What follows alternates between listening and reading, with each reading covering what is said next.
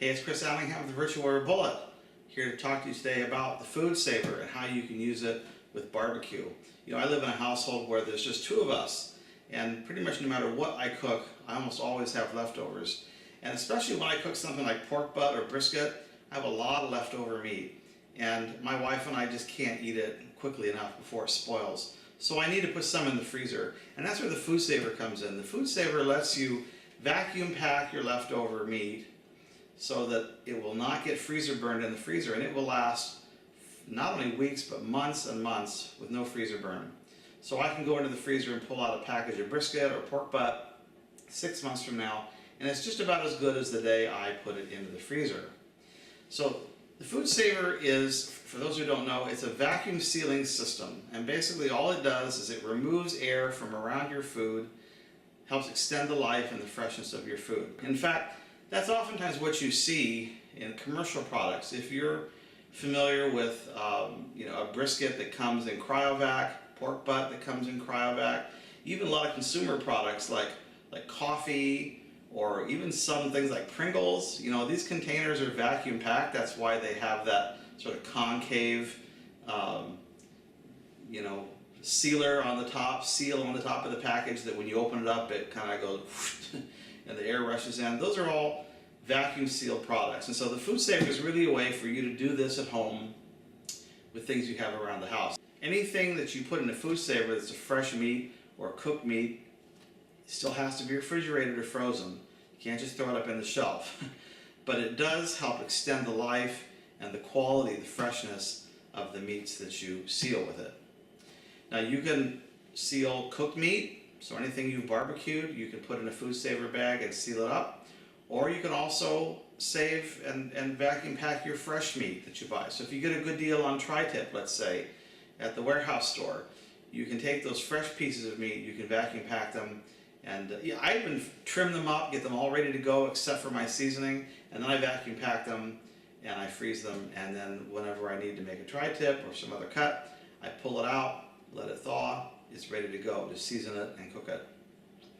So this is my old FoodSaver, the one that I still use.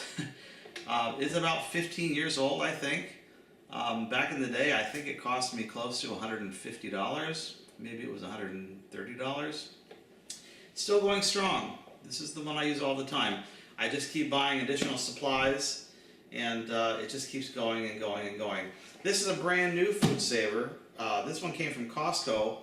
I think fully loaded this thing sells for $139, and it's on sale right now for $99. So if you shop around, you can find good deals on a FoodSaver. This one I think is the model 5480. It has a lot of bells and whistles that mine doesn't have. I'm not going to go into all those.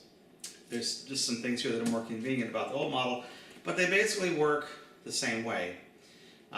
You either use a pre-formed bag that you purchase from FoodSaver, or you make your own bags from rolls of bag material, and then you place your barbecue inside the bag, and then you open up the FoodSaver, you put the open end of the bag into across a channel where the vacuum seal occurs, close the lid, press the button, hold it down, it vacuum seals that bag, it turns off at the end of the process, and you've got a sealed package of whatever you put inside. Now I do have a couple of tips for you when it comes to sealing meat, and especially cooked barbecue, using the FoodSaver. If you're sealing fresh meat, meat that is moist and juicy and unfrozen, what you will experience in the FoodSaver is that it will tend to want to suck moisture off that meat out toward the end of the FoodSaver bag and into the FoodSaver machine itself, which can be kind of messy. So the way around that is that you form your bag, you place your meat inside the bag, fold over the bag, don't seal the bag, put the meat in the freezer for at least 2 hours, let it get semi-frozen. Then take that bag, put it in the FoodSaver, and seal it. By freezing that meat or semi-freezing that meat, it will not expel any liquid into the bag and into your FoodSaver. So that's my first tip. Second tip is that when you're freezing barbecue, consider, especially things like brisket or pork butt, consider weighing out the amounts you're putting in each bag. For example, I do 8-ounce bags of brisket, 8-ounce bags of pork butt. So I know that whenever I pull one out of the freezer, I have enough for 2 4-ounce sandwiches. And if I need 4 sandwiches, I pull out 2 bags. So portioning by weight is very helpful. And if you have a kitchen scale, even better. My third tip has to do with bones in meat. If you're vacuum sealing ribs or chicken with bones, those bones can sometimes puncture the FoodSaver bag and you lose your seal.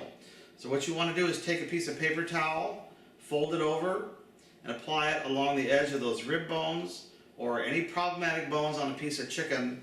Leave the paper towel on the meat, put it into the FoodSaver bag, apply the vacuum, and this will act like a pad that prevents that bone from puncturing the bag. My fourth tip, my final tip, has to do with reheating barbecue in FoodSaver bags. These bags can go right into hot water and you can heat up brisket gently, pork butt, prime rib. We do this all the time at my house.